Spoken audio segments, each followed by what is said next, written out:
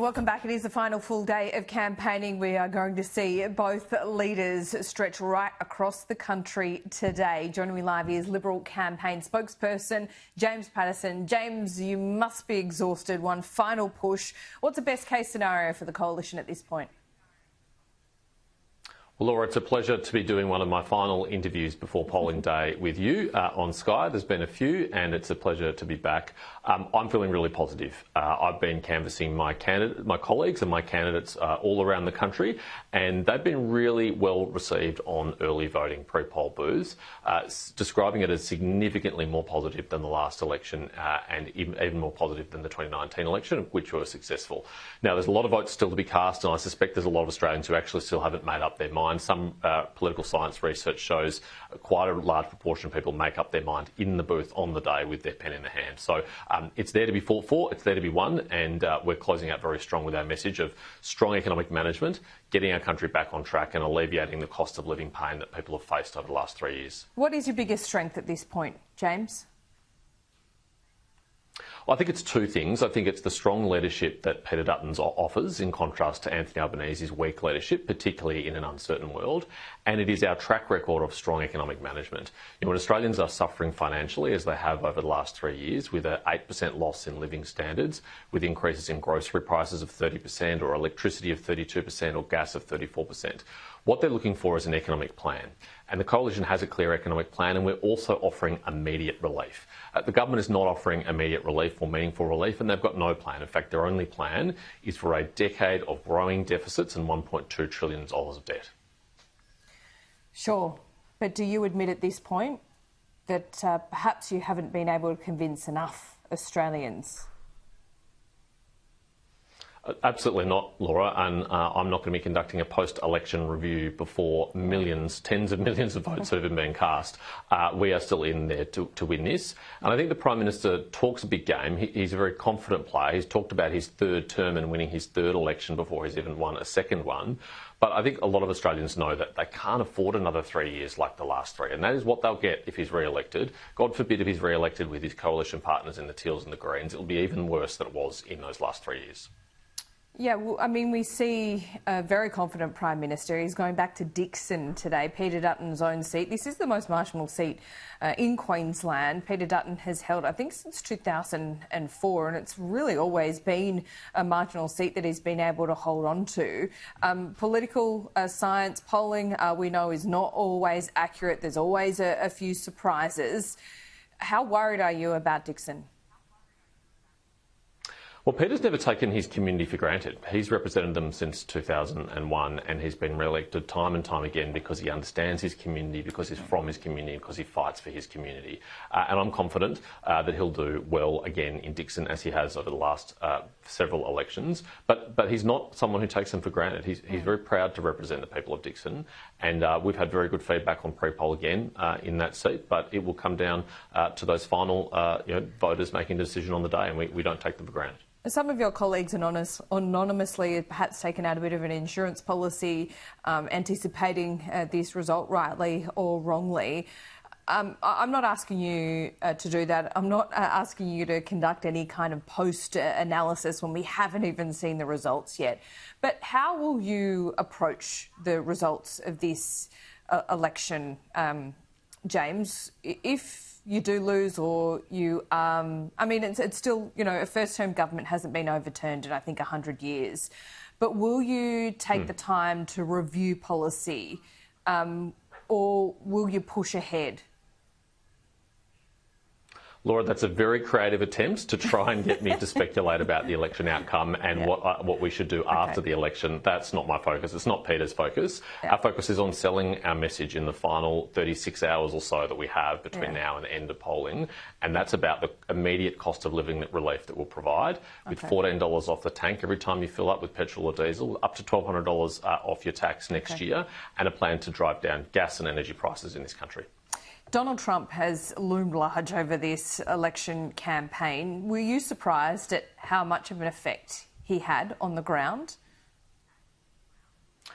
What I was so surprised is how much the Labor Party has sought to weaponise our most important international relationship for domestic political purposes. I think that's a reckless and dangerous thing to do. If they were to be re-elected for a second term, they'll have to deal with the Trump administration again. And I hope they have a plan to do that, given how much they've politicised that relationship in a domestic political context. I think that's been irresponsible.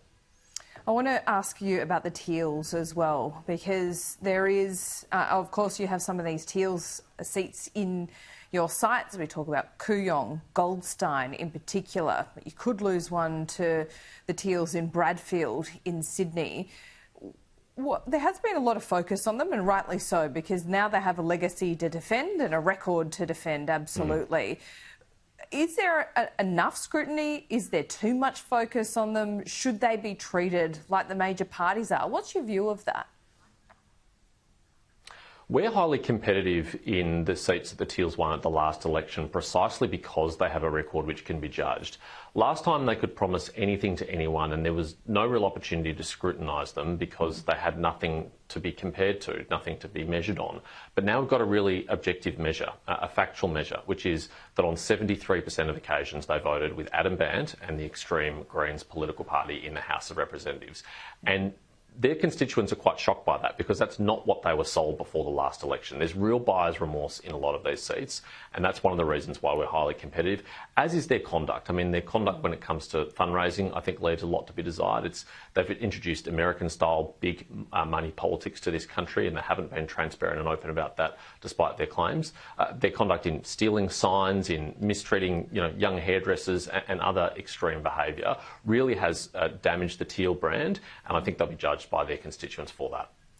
What does the modern Liberal Party in particular stand for? Because we've seen a very populist campaign, James, and if anyone is looking at this campaign wanting to vote for a party that takes reform, economic reform and a sustainable budget seriously, well, you'd be hard-pressed to find someone who's continually and absolutely committed to that. The truth is that if you need to do that, there can't be a populist thread.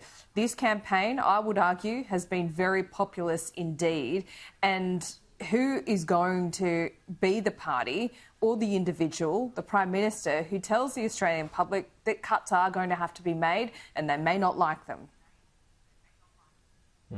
Well, the Liberal Party stands for what we have always stand for. We're consistent with Robert Menzies' vision for fighting for the forgotten people of Australia. And the forgotten people of Australia under this government have been the salary and wage earners of this country, whose living standards have been absolutely smashed, despite the promises that Anthony Albanese made to them at the last election that they would be better off if they voted for him, that their mortgages would get cheaper, that their childcare would get cheaper, that their energy bills would get cheaper.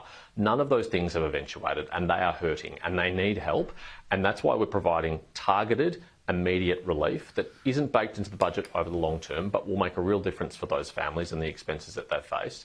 And then moving to providing longer term reform, one of the most ambitious energy policies ever taken to a federal election, to transition our economy and our country to being an emissions-free nuclear-powered nation, as well as Peter said, spending what we need to on defence to defend our country, on longer-term structural reform dealing with problems like bracket creep.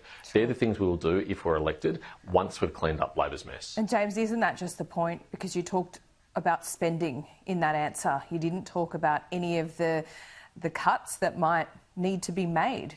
And both sides need to, whoever's in government is going to really need to tighten the belt, aren't they? Well, we've been really candid and upfront and honest with the Australian people.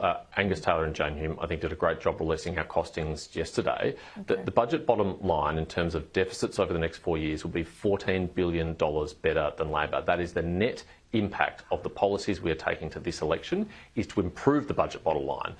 Despite the accusations about spending, actually we're taking more savings to the election than spending. And we're also committing to a $40 billion improvement in gross debt. Now, you're right, it's not going to clean up Labor's mess in one go, in 1 year, in one budget. It will take time, as it did the Howard and Costello government. For 10 years, you didn't deliver a surplus, though, James. Well, Laura, actually, we came very close. Prior to the pandemic, the budget was in balance. That was a hell of a task just to get it to budget balance because of the damage that the Rudd and Gillard governments did. And then obviously we know what happened in the pandemic, and we did what we had to do to support the economy and Australians' lives, and I'm proud of that record. All right, just finally, Sportsbet paying $10 for a coalition majority win. Would you put money on that?